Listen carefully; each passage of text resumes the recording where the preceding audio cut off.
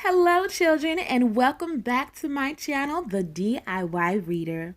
Today we are reading Mrs. Spider's Tea Party, written by David Kirk. This book is an accelerated reader book, level 3.9.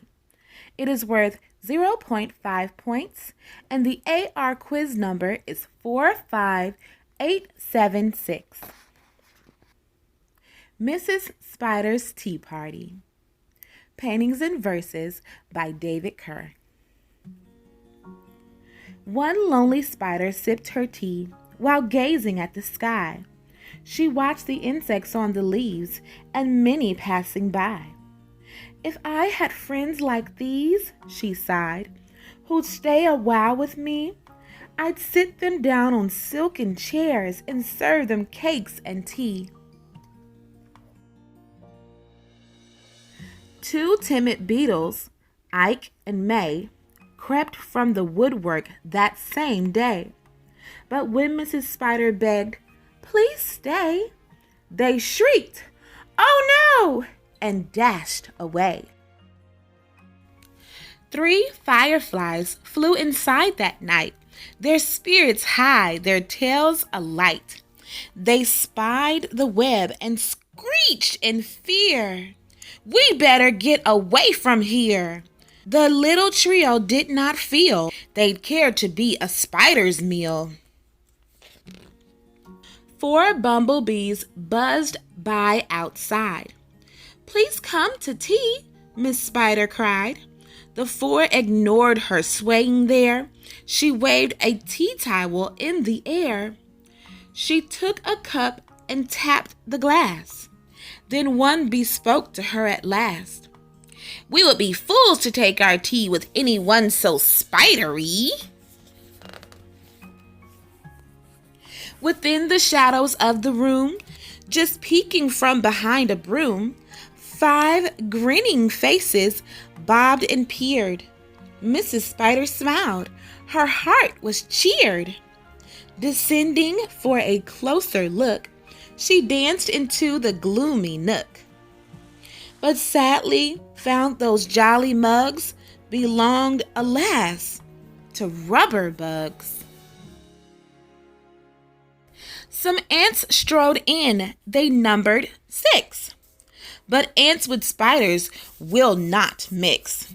She brewed them tea from hips of roses. The proud platoon turned up their noses. A fine bouquet concealed its prize of 7 dainty butterflies. Mrs. Spider, watching from the wall, was not aware of them at all.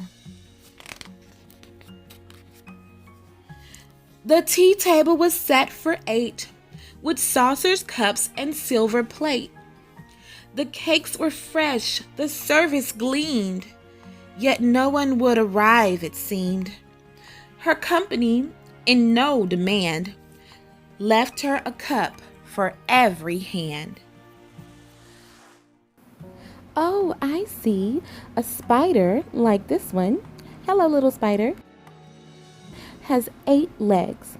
Let's count them. 1, 2, 3, 4, 5, 6, 7, and 8. So Mrs. Spider had a cup for all 8 of her hands. Poor Mrs. Spider. I hope she gets some guests for her lovely tea party. Let's read and find out. 9 spotted moths, kept safe and warm in a shelter from a thunderstorm. Ooh, that was scary. They stood beneath an open sash and watched the jagged lightning flash. Ooh, there it goes again. Mrs. Spider dropped down on a thread, a silver tray above her head. She hoped to please them, but instead, they flew away in mortal dread. Oh no. "They've left me all alone," she cried. She dabbed her eyes and sadly sighed. It's plain to see no bug will ever stay. Her tears splashed down upon the tray. Oh. 10 tiny steaming cups of tea were perched atop her trembling knee.